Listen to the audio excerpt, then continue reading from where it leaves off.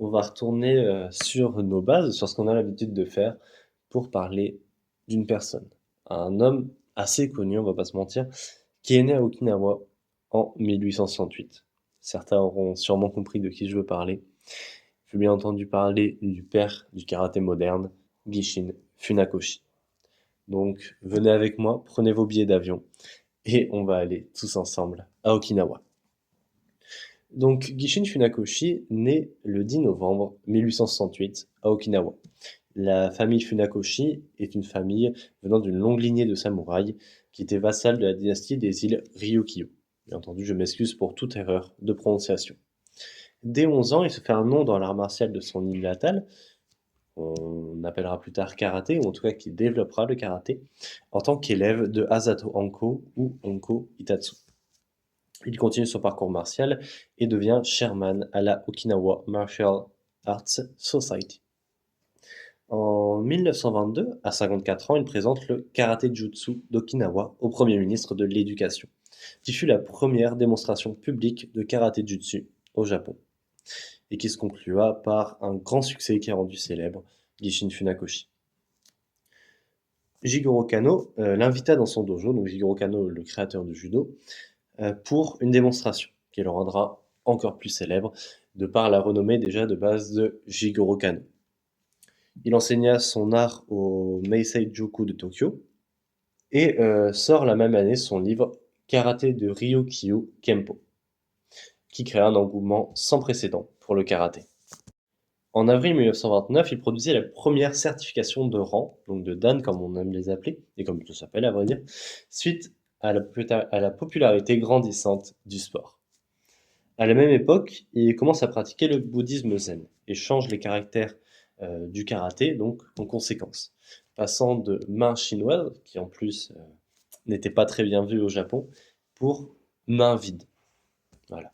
Vu qu'avant il y avait dans l'art martial traditionnel d'Okinawa des armes, lui il a créé une méthode sans armes ou avec très peu, seulement quand on monte dans des rangs plus élevés, et donc en conséquence le bouddhisme et la main vide.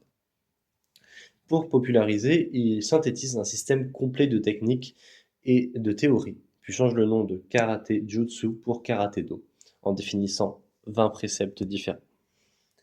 À cause de la popularité du karaté, les lieux d'entraînement deviennent trop petits. Il fait donc construire son dojo, le Shotokan, en 1939.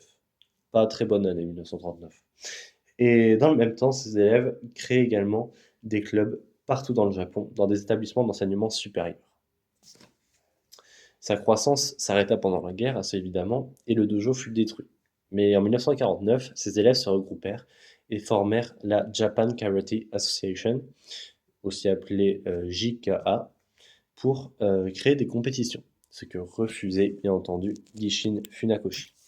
Mais il fut quand même nommé instructeur d'honneur, honneur qu'il refusa bien entendu.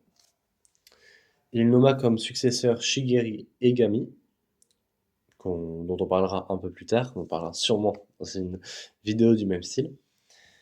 Et en avril 1957, le ministre de l'Éducation reconnut officiellement la JKA de Gishin Funakoshi. Donc Gishin Funakoshi refusa bien entendu de participer. Et il décéda malheureusement 16 jours plus tard.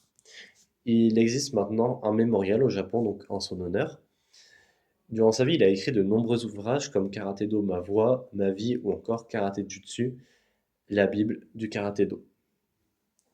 Le karaté a laissé une trace très importante dans le monde martial de la planète, tout simplement. Le monde martial, c'est l'un des arts martiaux les plus pratiqués au monde.